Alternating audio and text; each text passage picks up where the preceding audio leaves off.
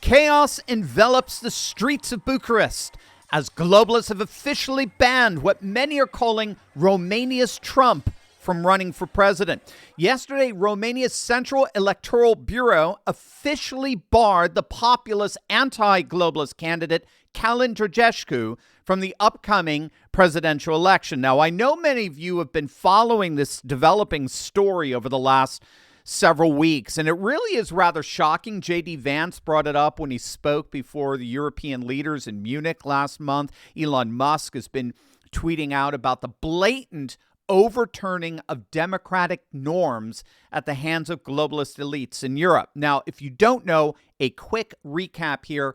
Last November, Romania held the first round of their presidential elections. It was a couple of weeks after ours, and the Romanian political establishment was absolutely stunned when a traditionalist populist by the name of Călin Georgescu, he's basically the Romania First candidate, he came out of nowhere and actually won the first round. Now, Georgescu wasn't even remotely treated seriously by Romania's legacy media, which is basically like the BBC on steroids. I mean, they're absolute shills for the European globalist establishment. In fact, they've so dismissed Călin Georgescu's candidacy, they didn't even cover his campaign.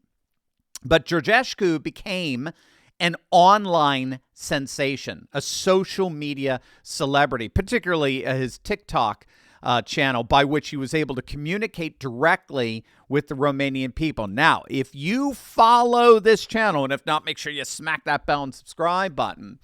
But if you follow this, if you're regular, then you'll know that Georgescu is a textbook example of what's called techno-populism, where internet-based technologies are allowing populist leaders who are ignored by the legacy media to actually bypass the legacy media and reach their audiences directly in a manner comparable to how texting and email bypass the post office.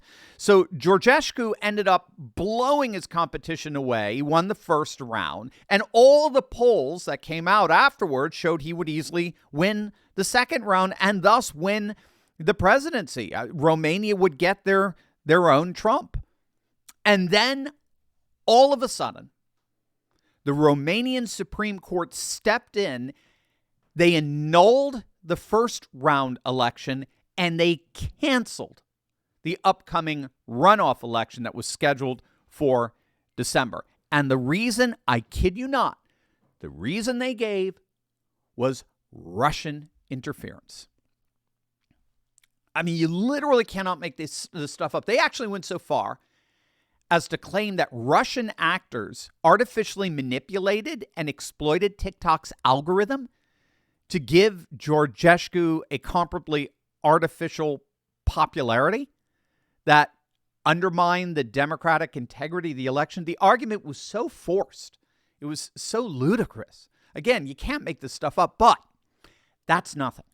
Wait until you see what election officials did when Georgescu went to register as a candidate for their latest round of elections. This is going to make your blood boil. But first, you know what also is going to make your blood boil? House stealing. Yeah, that's right. Did you know that scammers can literally steal your home right out from under you? It's true. The FBI actually calls it house stealing, and it's a growing real estate scam targeting American homeowners. Basically, criminals forge your signature on one document. They use a fake notary stamp. They pay a small fee. They file it with your local recorder's office. And just like that, your home title has been transferred out of your name. It's that simple. It's crazy.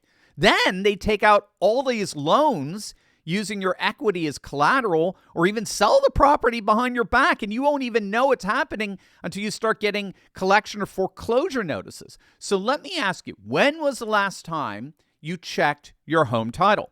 Well, if you're like me, the answer is never. And that's exactly what scammers are counting on. That's why I trust Home Title Lock. Their $1 million triple lock protection helps keep your home and equity safe. Here's what you get. It's amazing. You get immediate 24/7 monitoring of your property, urgent alerts if there are any changes whatsoever, and if fraud should happen, their U.S.-based restoration team will spend up to $1 million to fix the fraud and restore your title at no additional cost. And here's the best part. I've teamed up with Home Title Lock to give you a free title history report so you can find out if you've already been a victim and access to your personal title expert. That's a $250 value just for signing up. Go to HometitleLock.com, then use my promo code Turley250, Turley250, or click on the link in the description below. That's HometitleLock.com, promo code Turley250 to get the protection and peace of mind you deserve. So all of that was bad enough. The Romanian High Court annulling and canceling elections in the name of democracy. But then, after election officials announced a new round of elections, when Georgescu went to register as a candidate, they arrested him. They freaking arrested him and charged him with colluding with Russia and trying to overthrow Romania's constitutional order. Again, you cannot make this stuff up. It's exactly what we saw here with Trump. They weaponized the law in the name of supposedly protecting the law. So Georgescu was eventually released. He registered as a candidate, and then, as of yesterday, election officials officially barred him from running for president. Georgescu has been banned from the presidential election, and that is what led to these massive protests on the streets of Bucharest. He was the most popular candidate by far. Now, I need not tell you, the reaction to this all over social media has been one of absolute disgust. Michael Tracy tweeted out, "Every grandiose EU lecture on democracy must now have a mandatory sitcom laugh track." Former Deputy Prime Minister of Italy, Matteo Salvini, is calling it a Soviet-style Euro coup. Salvini himself, by the way, has been the subject of weaponized lawfare by Italian courts over the last few years, who've been trying to lock him up simply for enforcing their border laws, the border laws of Italy, and keeping illegal migrants out when he was Deputy Prime Minister. And then intelligence expert Mike Benz rather ironically pointed out, Europe has canceled more elections than Russia.